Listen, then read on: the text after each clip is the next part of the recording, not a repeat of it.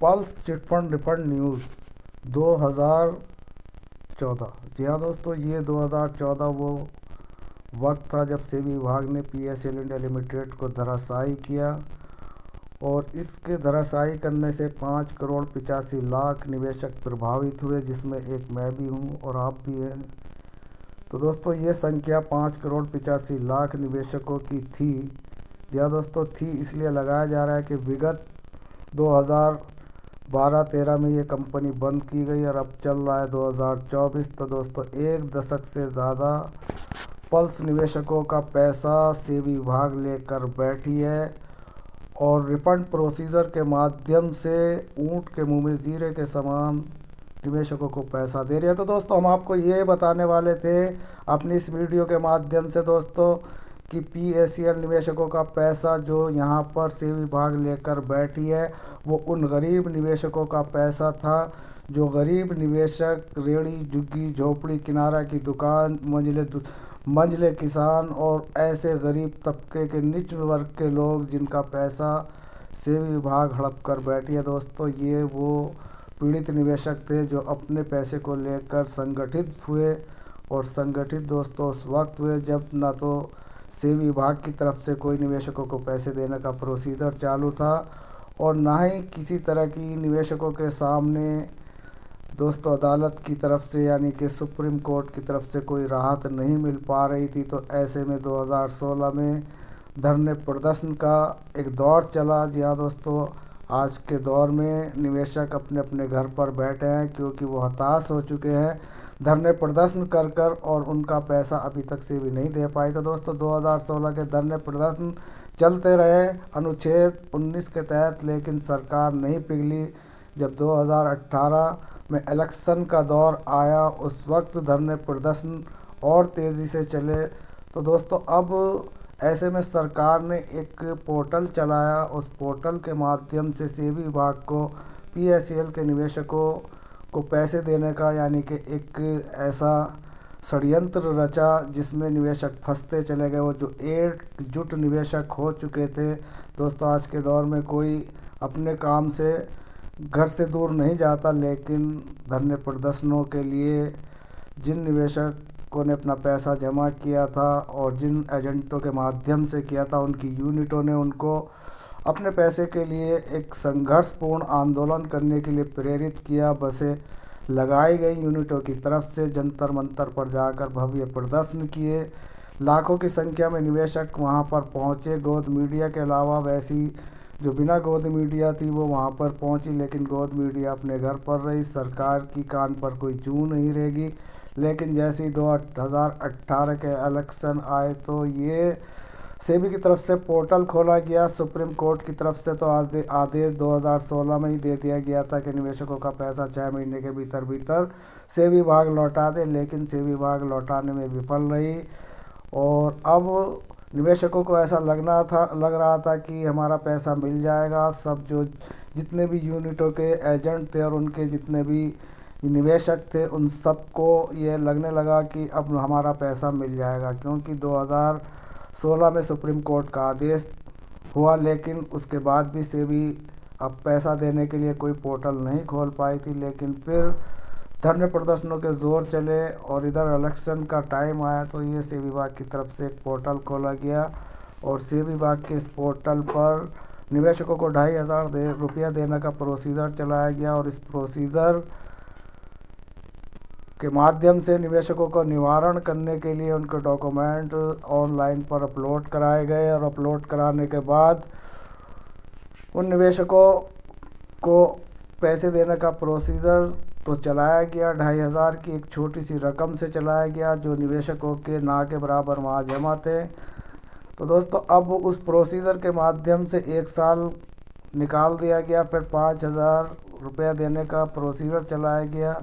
तो दोस्तों, उस प्रोसीजर में भी निवेशकों के 5,000 बहुत कम लोगों के थे, उन्होंने भी अपने जो डॉक्यूमेंट अपलोड किए उन पर इक्का दुक्का निवेशकों को तो पैसा दिया गया, जिनकी संख्या भी इतनी घटा दी गई कि 1 लाख या 2 लाख से ऊपर नहीं, जबकि 5 करोड़ 85 लाख निवेशकों का पैसा 49,000 करोड़ रुपया देनदारी से 3 गुना पैसा सेबी विभाग के खाते में था, क्योंकि सेबी विभाग ने जितने भी इनके एसाइट थे सब बेचकर अपने पास पैसा रख लिया था। वो सारा पैसा दोस्तों बाहर विदेशों में जो इनके जितने भी रिसॉर्ट थे, जितने भी होटल वगैरह वगैरह थे, तो उन सबको बेचकर पैसा इकट्ठा किया गया। जो यहाँ पैसा इनके बैंक बैलेंस थे वो सब इकट्ठे किए। जो यहाँ की प्रॉपर्टी थी उन सबको बेचकर देनदारी से 3 गुना रुपया भारत सरकार की सेबी विभाग ने इकट्ठा किया। RM लोढ़ा एक चीफ जस्टिस थे, उनके माध्यम से पल्स निवेशकों का निवारण करने के लिए उन्हें जी हाँ दोस्तों सुप्रीम कोर्ट ने नियुक्त किया। लेकिन सुप्रीम कोर्ट ने नियुक्त तो कर दिया RM लोढ़ा को, और RM लोढ़ा की कमेटी ने कोई उसमें ज़्यादा निवेशकों के हितों में कोई कारगर यानी कि जो उपाय चल रहे थे, पैसा देने के प्रोसीजर चल रहे थे, उनमें कोई ख़ास उन्होंने निवेशकों के हक़ में कुछ नहीं किया। यहाँ तक कि आज 2024 चल रहा है और 2024 में यानी कि आज इन 7-8 सालों में अभी तक पैसों का प्रोसीजर जो है 19,000 तक का ही है। अब दोस्तों उस 19,000 में भी एक और पेंच फंसा हुआ है कि जो हमने ऑनलाइन से अपने बॉन्ड सबमिट किए थे, वो बॉन्ड हमारे जो है ओरिजिनल बॉन्ड घर पर पड़े थे, और उन घर पर पड़े हुए बॉन्डों की जो है 6-7 साल में कोई सुध नहीं ली गई। अचानक से विभाग कहती है कि जो 20,000 से नीचे के निवेशक यानी कि 19,999 तक के जो निवेशक हैं वो अपने ओरिजिनल बॉन्ड सेबी के कार्यालय पर भेजें। तो दोस्तों अब बाई डाक या से भेजने थे, तो अब दोस्तों डाक द्वारा तो जब भेजते जब वो हमारे घर पर सही तरीके से रखे रहते। हमने सोचा ऑनलाइन पर हमने अप्लाई कर दिया, अब तो हमारा पैसा आ जाएगा। उनको थोड़ा हमने जो रख रखाव था उनका दिलचस्पी ना लेकर कहीं भी इधर उधर फेंको फिरे। अब हालात ये है कि निवेशकों के पास ओरिजिनल बॉन्ड नहीं है, और हालात तो इससे भी बदतर है दोस्तों, क्योंकि मैं अभी एजेंट के पास से आ रहा था। उस एजेंट के पास जो है जिन निवेशकों के वहाँ पर खाते खुले हुए थे तो वो मर चुके, यानी कि जो प्रौढ़ अवस्था के थे वो मर गए, और जो कोरोना महामारी में थे वो मर गए। उनके बच्चे उनसे पूछते हैं कि जी हमारे पापा ने जो पैसा जमा किया था वो कब मिल रहा है। अब ऐसे में एजेंट की जो है पूरी जिम्मेदारी होती है, वो उनको सर्टिफाइड करता है। तो वो बताता है कि भाई अभी 19,000 का ही चल रहा है, अभी पैसा बोले कि 6-7 साल हो गए पैसे को फंसे हुए, और हमारे पापा भी ले रहे हैं और पैसे अभी 19,000 चल रहा है, हमारे 80,000, किसी के 1 लाख, किसी के 2 लाख, किसी के 5 लाख। तो दोस्तों सबका पैसा मोटा लगा हुआ था। 7,500 की सबसे छोटी FD होती है, उससे नीचे कोई FD जी हाँ दोस्तों FD प्लान पल्स में नहीं था। और सबसे कम अमाउंट देने वाला 110 रुपया मंथली जो गरीब ने जमा किया था, उसका प्लान में दोस्तों अगर 2, 4, 6, 10 किस्तें किसी की गई हुई थी तो उनके लिए प्रोसीजर चालू किया गया। और वो प्रोसीजर चालू उन लोगों के लिए किया गया जो 1,000-2,000 के लिए कभी उधार भी किसी को दिया, वो मांगते नहीं थे। तो सेबी विभाग के पास क्या वो अपने पैसे भेजते, क्या वो अपने डॉक्यूमेंट भेजते। तो दोस्तों फिर भी सभी लोगों ने डॉक्यूमेंट जमा किए, लेकिन डॉक्यूमेंट जमा कर दिए, और सेबी विभाग की लेट लतीफ़ी इतनी हुई कि आज 7-8 साल के बाद जितने भी पल्स निवेशक थे उनमें से उनकी न जाने कितनों की मृत्यु हो गई, और आज उनके बच्चे पैसे लेने के लिए एजेंटों के चक्कर काटते हैं। लेकिन एजेंट की दौड़ सिर्फ इतनी होती है कि जो सरकारी प्रक्रिया चल रही है सेबी विभाग की तरफ से उस प्रोसीजर के बारे में ही बता देते हैं। तो दोस्तों अब ऐसे में आप समझ सकते हैं कि पैसा निवेशकों को किस तरीके से मिल पाएगा। ना तो सरकार साथ देती है, ना सेबी विभाग रकम बढ़ाती है, और ना कोई विपक्ष पार्टी इस पर जोर डालती है। गोद मीडिया की बात नहीं कर रहे हैं दोस्तों, सोशल मीडिया पर ही आपको अपनी कुछ छोटी मोटी खबरें मिल जाती हैं, वो भी हम लोगों के माध्यम से। तो दोस्तों हमारा आप लोगों को सिर्फ वीडियो बनाने का मकसद यही था कि एक मैं भी PSL का पीड़ित हूँ, और आज हम अपने पैसे को किस तरीके से पाएँ, कोई भी तरीका कारगर नहीं हो पा रहा है। क्योंकि धरने प्रदर्शन तो हमने 2016-17 में ही जो एड़ी चोटी का जोर लगाया था वो लगाकर बैठ गए, और सेबी विभाग के प्रोसीजर ने सबको खंडित कर दिया। आज दोस्तों ना यूनिट है, ना एजेंट है, ना निवेशक की कोई इसमें दिलचस्पी है, और उन्हें अपना पैसा यहाँ पर जो है गबन होता नज़र आ रहा है। ठगे महसूस कर रहे हैं। उन्हें पता है कि सरकारी प्रक्रियाएं केवल दिखावे के लिए होती हैं। जो लोग इन प्रक्रियाओं में उलझे हुए हैं वो सरकार की नीयत को समझते हैं। सरकार अगर चाहे तो निवेशकों का निवारण 1-2 वर्ष के अंदर भी कर सकती थी, लेकिन दोस्तों बात वही है कि इकोनॉमी का बढ़ाने के लिए गरीब का पैसा इसी तरीके से विभाग की लूट खसोट से लूटा गया, यानी कि उनको आधार बनाकर अपने संचय खजाने में डाला गया। देश की तरक्की करी गई और महीने में 2-2 महीने, मतलब 1 महीने में 2 बार राशन फ्री दिया गया। ये तो दोस्तों ये सब गरीब का पैसा लूट कर ही गरीब को जो है उसका शोषण कर कर उसी पर लगाया जाता है और कहते हैं कि हमने जो है ये योजनाएं चलाई है, हम इतने गरीबों का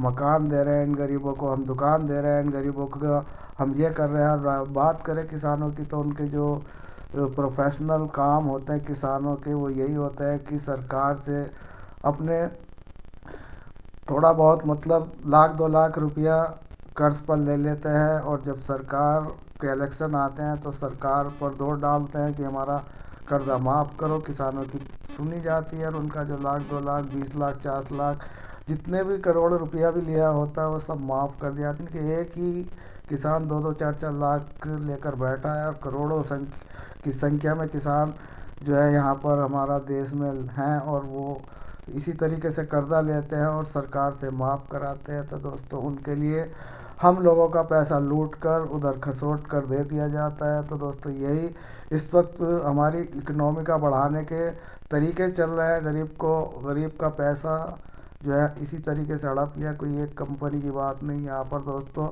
हज़ारों ऐसी कंपनियां हैं जो सेबी विभाग की नीतियों के चलते उन्हें धराशायी किया गया, उन पर जो है गलत तरीके से पैसा इन्वेस्ट करने के ठप्पे लगाए गए, रजिस्ट्रेशन जो दिए गए तो उनको कोई अहमियत नहीं दी गई। प्राइवेट लिमिटेड होना दोस्तों बहुत बड़ी बात होती है। सरकार के अंडर में ये प्रोसीजर होते हैं, आरबीआई का इस पर शिकंजा होता है और सभी जितनी भी जांच एजेंसियां होती हैं, ईडी आरडी जो भी होती हैं, सब उसको अपनी नज़र रखती हैं। तो दोस्तों ऐसे में इस तरीके से इन कंपनियों को धराशायी करना अपने आप में बहुत बड़ी बात है।